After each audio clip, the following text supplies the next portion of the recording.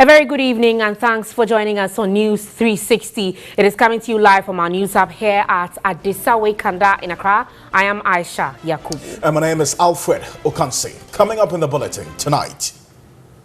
News 360 headlines is brought to you by Deluxe Paid, Piccadilly Biscuits, and My Life Insurance.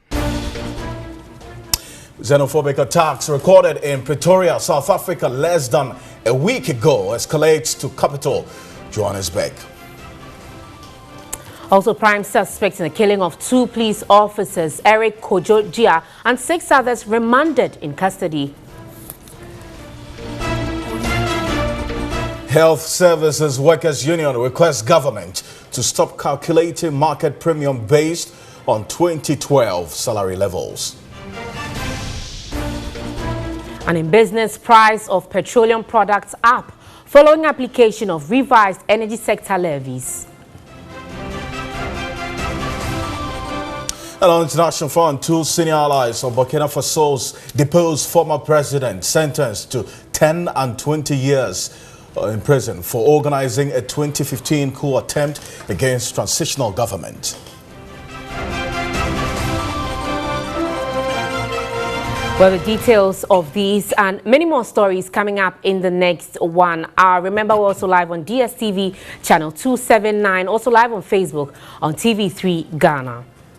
To our very first story, 7 persons accused for the murder of 2 police officers at Budumburam in the central region have been remanded into custody. They are facing a total of 4 accounts of murder, conspiracy to commit murder, and abatement to commit crime. Here's a report by Seloma Menya.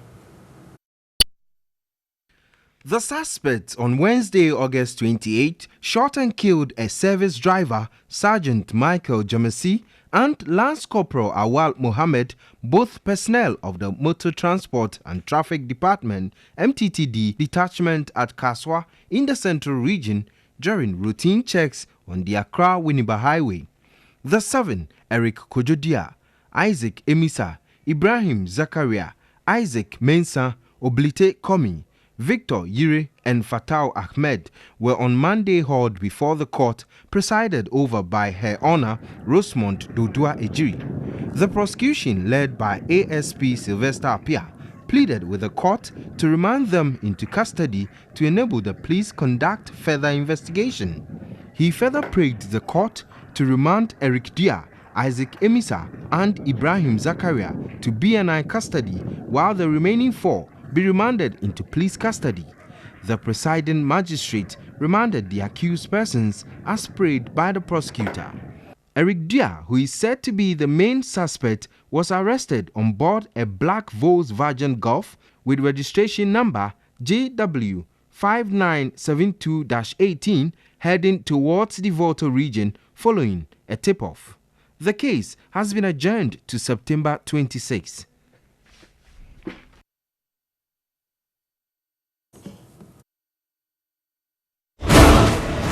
Where they are.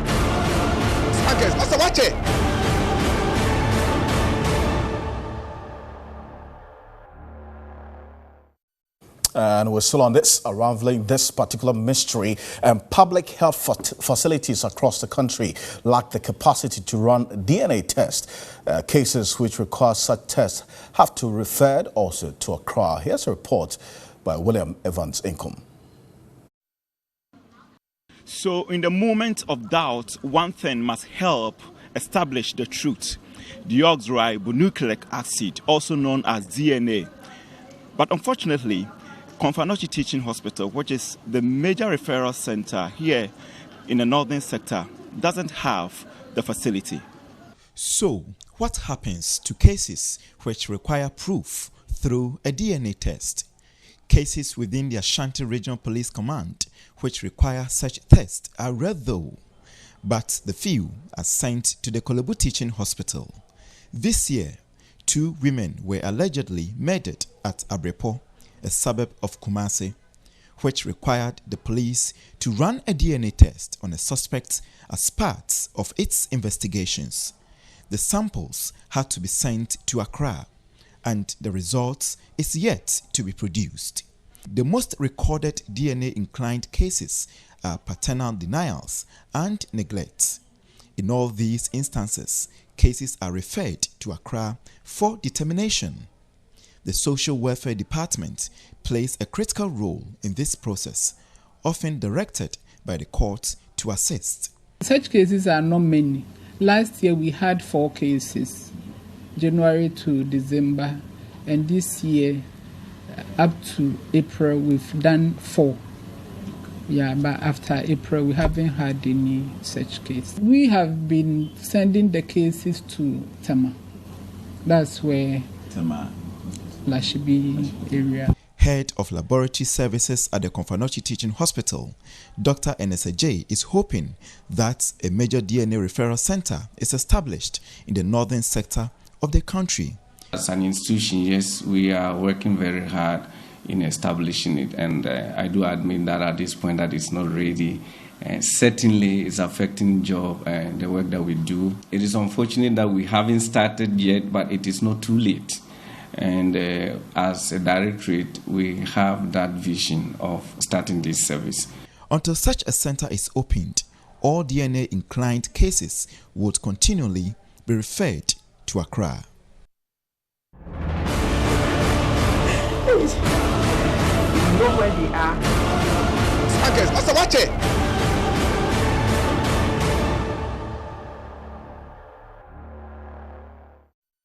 In some other stories, the Health Services Workers Union is demanding that government stops calculating its members' market premium based on their 2012 salary. The Deputy General Secretary of the union, Franklin Osuansa, told our reporter Daniel Opoku the current practice has resulted in a reduction in current basic pay. According to the union, tension is already brewing due to the wrongful calculations on the market premium. The Health Services Workers Union alluded that its investigations showed that government has consistently been using their 2012 salary to determine their premium instead of their current salary structure. Deputy General Secretary Franklin Owusu-Ansah demanded that government corrects the anomaly. Would you also give another block market premium and then pay them on current salaries, but for health workers, you pay them based on 2012 salaries? This is unacceptable. We have written to Fair Wages severally.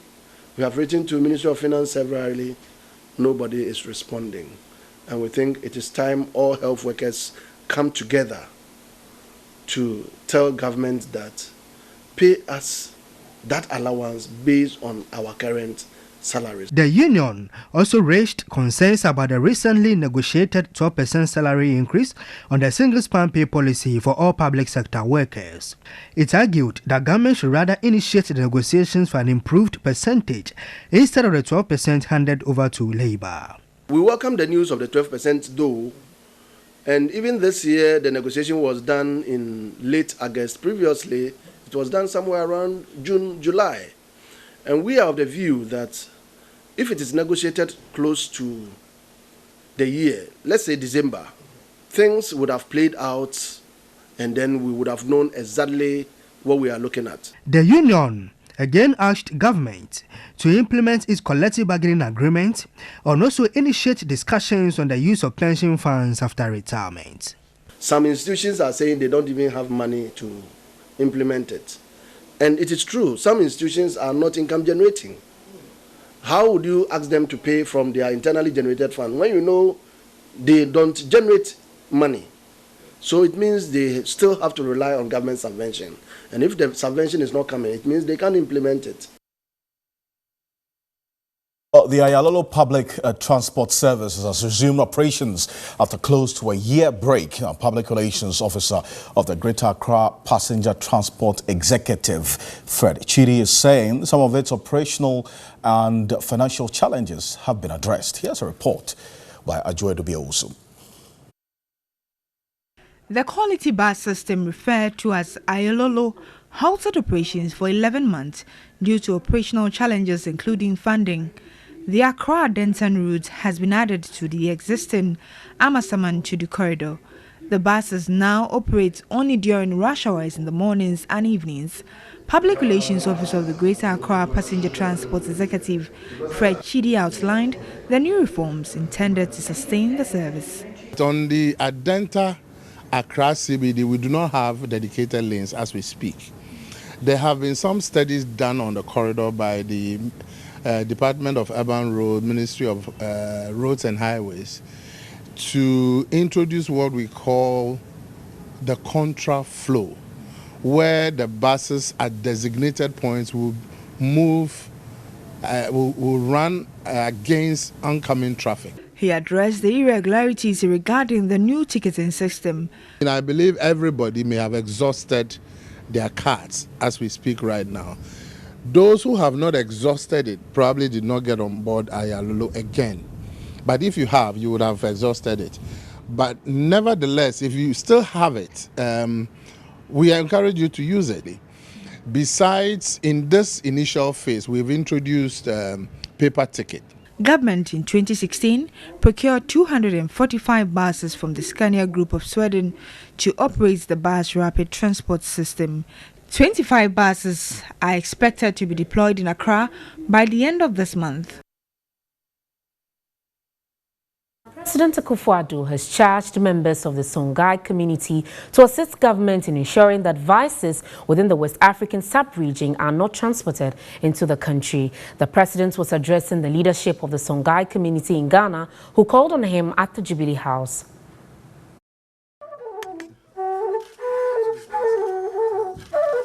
Ghana's population is made up of some 75 ethnic groups. Among them are the Songhai, originally from Mali, who have been part of the Ghana Empire from the 6th to the 13th century.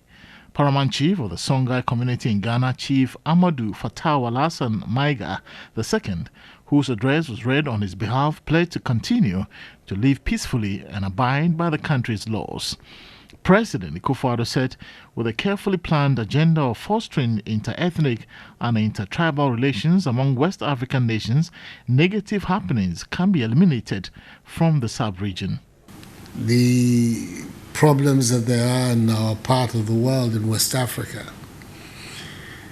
many of them can be readily and easily addressed if the kind of links that you have established here in Ghana are promoted all across West Africa. We know the difficulties that are taking place in Mali, for instance, and we want to make sure that those are the kind of problems that are not transported here, to us here in Ghana. And if the way that you conduct yourselves and the way in which you bond and live with us here in Ghana is the best way we can make sure that those kind of developments don't take place in our country. The great-grandchildren of the Songhai Empire came to Ghana in the 13th century and settled in areas like the Larabanga in the West Gonja district of the Savannah region and in Zulezu in the Jomoro district of the Western region.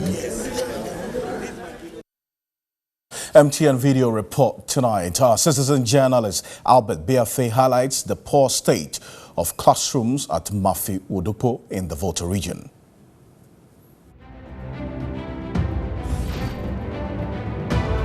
This is the state of Mafi Wodopo GSS. This is Form 1 to Form 3 classroom.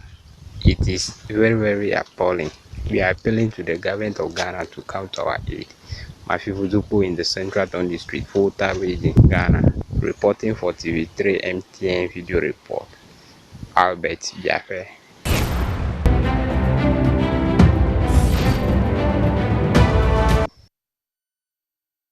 Well, you can also send your video report via WhatsApp number 055-1433-044. You're still live here on NEWS360. Remember, we're live on TV3 Ghana on Facebook, all across the world on DSTV channel 279. And just stay with us because we're going to bring you an update of the xenophobic attacks in South Africa. And the understanding we're getting is that it's spreading to the capital, Johannesburg, now, and it's getting quite worrying. So stay with us here. We'll cross over into South Africa shortly after this. We're back shortly. All right, so start of another busy week. Good evening and thanks for staying with us right here on NEWS360. Time now for business with me, Nana Ikuya Mensah Brampa. Now, if you're yet to visit any of the pumps, don't be surprised when you go and you see price hikes, because prices of petroleum products have begun increasing after various oil marketing companies were directed by the National Petroleum Authority to apply the revised energy sector levies.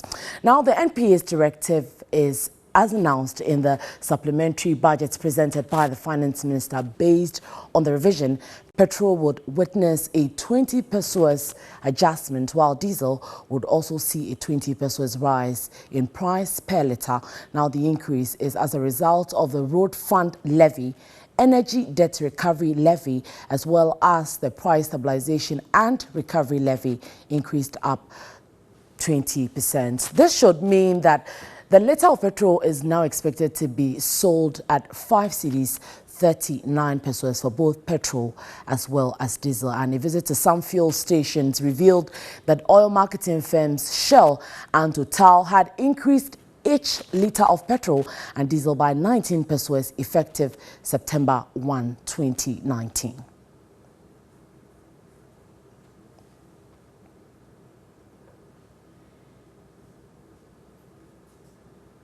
And over the weekend, exhibitors of the third edition of Connect FM's Western Trade Fair have lauded Media General for another successful fair. According to them, the feedback is overwhelming. The Glamour Lounge. The Glamour Lounge. What do you do here?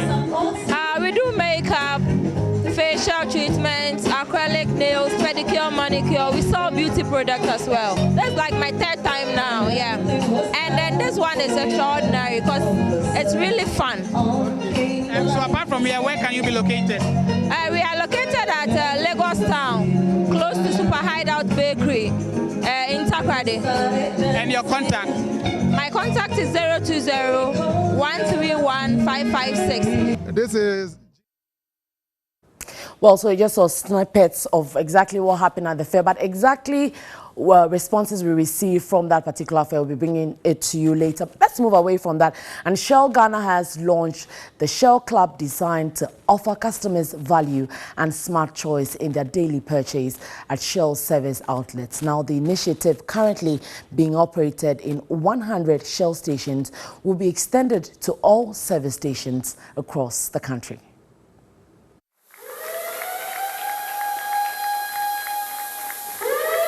The Shell Club Loyalty Program is an all-year-round program to reward all category of motorists anytime they buy from Shell service stations. Managing Director of Vivo Energy Ghana, Ben Hassan Ouattara, highlighted the benefit of joining the Shell Club Loyalty Program. We have a catalog with a wide range of gifts going from electronic appliances, airtimes, ampers, sports, leisure, equipment. You know, it's a wide range of gifts where the customer can go, choose whatever he wants, and redeem his points and get the gifts. Shell customers will be rewarded with gifts by building points every time they purchase Shell products. Your first process is to register in one of the selected service stations. You get 150 points bonus. Then you complete your registration process either on a website, on a Shell app, or on a call center, and we get 350 additional points. So already, without paying anything, because the card is free, the registration process is free, and you earn 500 points, and you can start building up your points when you buy from Shell. Shell is the #1 global lubricant supplier, delivering market-leading lubricants to consumers in over 100 countries. Shell brings world-class technological insight to its product, offering you the best formulations for a vehicle. Okay, so earlier I was telling you about the third edition of the Connect FM's Western Trade Fair. Well, exhibitors at that fair have lauded Media General for another successful fair, and they say they want more. Let's listen to them. Five-day fair gave small-scale businesses the opportunity to showcase their products. The Takrade Mall car park was buzzing with a lot of activity throughout the period, with some exhibitors running out of products due to the high patronage. The free live interviews gave the third edition the game changer. Was coming throughout the country. People were asking where we are. So I am so happy. I'm grateful to TV3 for giving me this opportunity to showcase what I do. People started calling, and evening time we saw two people, and they were talking about the product, and they came and bought 3 of our product. And somebody called from Bolga, said he heard us from on television 3. So they want us to send some of the product to Bolga for them to sell it for us. So we thank TV3 for this wonderful thing that they've done for us. They want the next edition sooner. Definitely they will come back here again because this is where the acting is. Very, very impressive, very well organized. Pedicure, manicure, we saw beauty products as well. That's like my third time now, yeah. And then this one is extraordinary because it's really fun. Okay, so it ended on Sunday, and you should look out for the next fair. It's coming to a place closer to you. But quickly, before I wrap up on business tonight, let's look at the Forex markets, where we have the cedi depreciating against the dollar over there. 5 Ghana cedis, 27 pesos is what you would get it when you visit the banks, the various banks. But I'm sure you get it at quite a higher rate at the various Forex bureaus, and it's selling also at 5 Ghana cedis, 28 pesos. For the cedi to that of the Great British Pound, it is same for the buying and selling. 6 Ghana cedis, 43 pesos there at the various interbank rates. And for the cedi to the euro, 5 Ghana cedis, 80 pesos is what you can buy it for, and it will be sold to you at 5 Ghana cedis, 81 pesos. Let's see how the trend will continue in coming days. But that would do for the business segment tonight with me, Nanikia Mensa Abrampa. Alfred?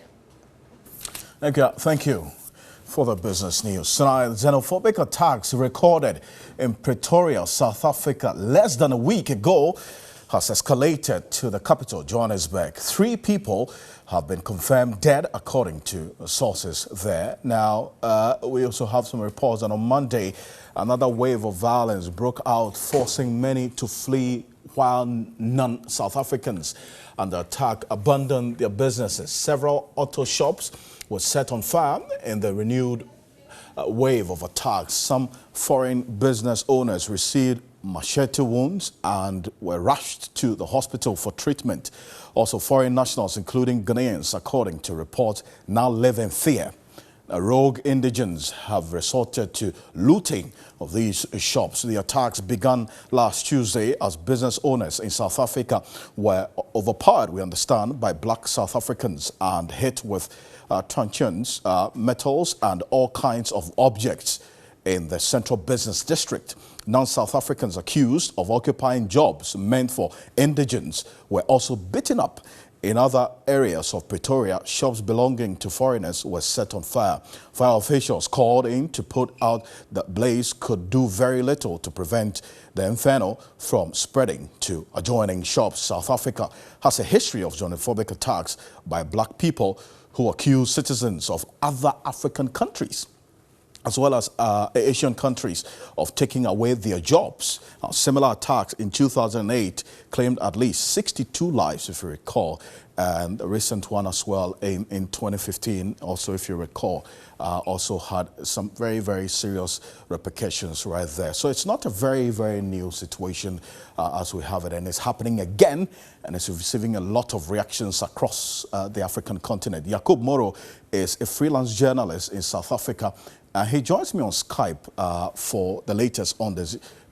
We also will have the Ghana High Commissioner to South Africa, George Boateng, also joining us.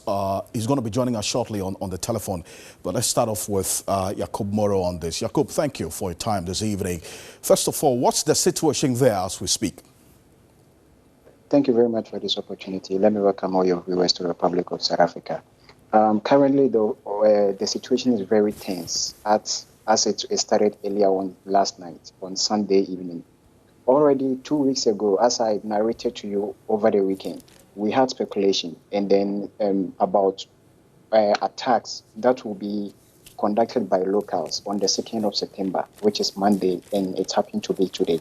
So these attacks were mainly by locals who are in the transport sector, who are normally driving the trucks in the country.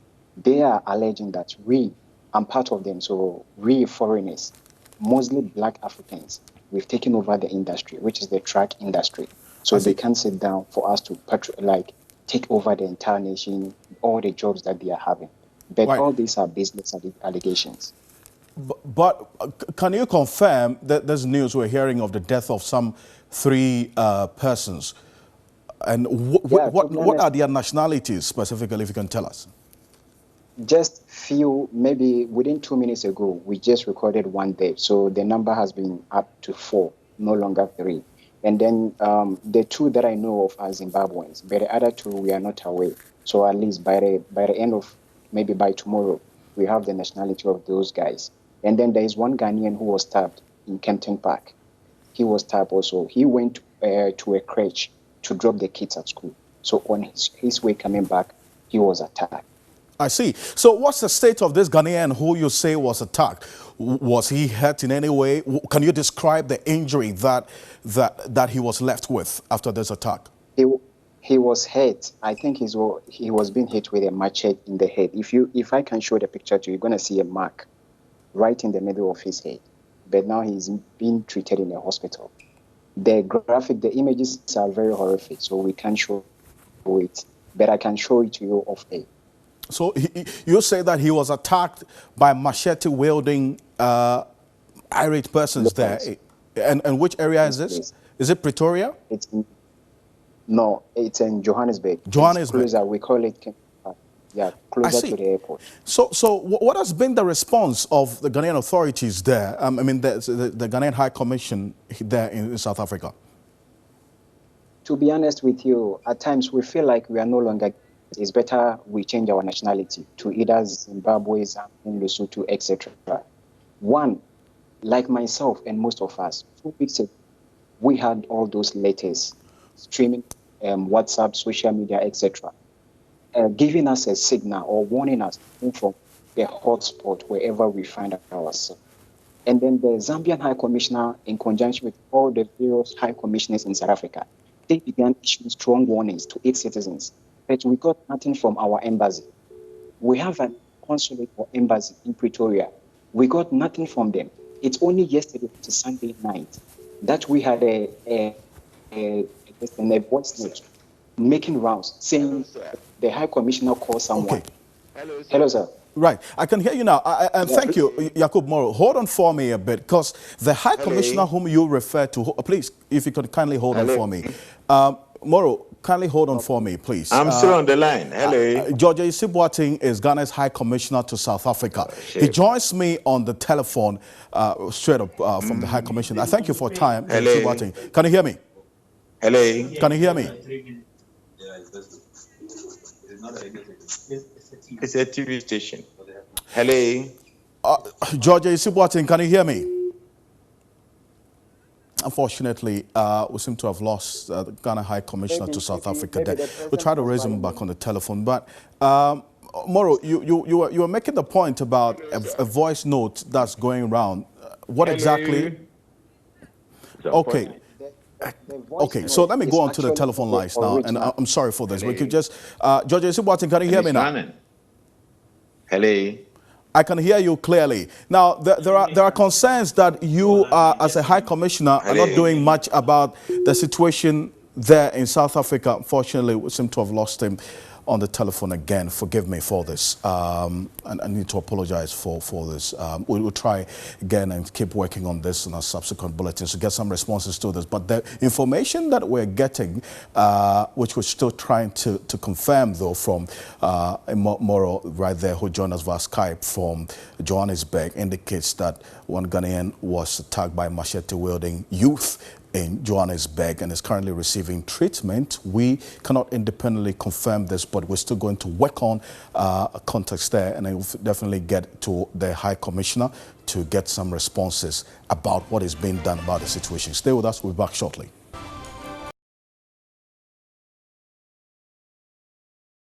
Welcome back in some international news this evening. Two senior allies of Burkina Faso's deposed former President Blaise Compaoré were sentenced to 10 and 20 years in prison, respectively, on Monday for organizing a 2015 coup attempt against the transitional government. Protesters, angered by Compaoré's attempt to change the constitution to extend his 27-year rule, forced him to flee the West African nation in 2014.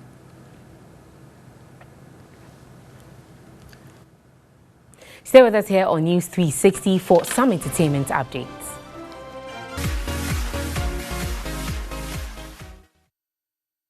Oh, well, so the National Chief Imam, Sheikh Dr. Osman Nuhu Shaributu, is to feature in playwright Lateef Abubakar's new theatre product, The Legends Play, to be staged on September 29. It will also feature accomplished men of God, Most Reverend Charles Gabriel Palmer Buckle and Apostle Professor Opoku Onyina as lead characters.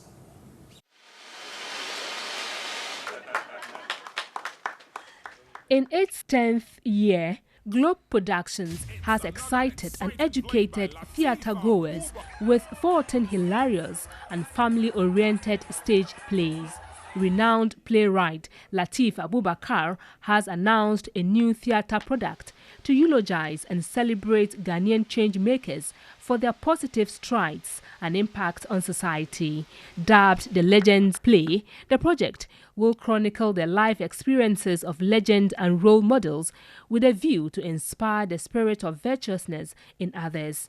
The objectives of The Legends Play. One is to inspire, to entertain and educate hundreds of people with real-life experiences of our legends. The people we call legends are basically those who have transformed lives and then made changes in our society. Two is to celebrate our legends. The maiden edition of the would-be annual play will celebrate centenarian and National Chief Imam Sheikh Dr. Osman Nuhu Shaributu. The personalities themselves are going to play a role in the play. So whoever we are going to unveil this year is surely going to be on stage performing. That is how unique The Legends Play is. And the fact that at the end of each play, we are actually going to honor the legend with a Lifetime Achievement Award. Chairman of the National Peace Council, Most Reverend Professor Emmanuel Asante, extolled the statesman, describing him as a unifier and a proud advocate of peace. These are people who do things on the quiet, but they are committed to it, and they do so with a sense of responsibility for the development of this nation. These are the people this project is intended to present to Ghanaians and also to inspire others to understand that you can't be a hero without making noise. Spokesperson of the National Chief Imam, Sheikh Arimeyal Shaibu, is excited about the new play. His peace has infected us, and now is an inspirer to us, a mentor in the path of peace that we all want to walk on that. The much-hyped play will take place at the Kempinski Hotel, Gold Coast City on September 29 this year. This is good. Certainly going to be Can't excited. Wait to have it. I know you'll be featured in there too. I want to say thank you so much on behalf of the rest of the team. My name is Alfred Kansi. And I am Aisha Yakubu. Thanks so much for watching.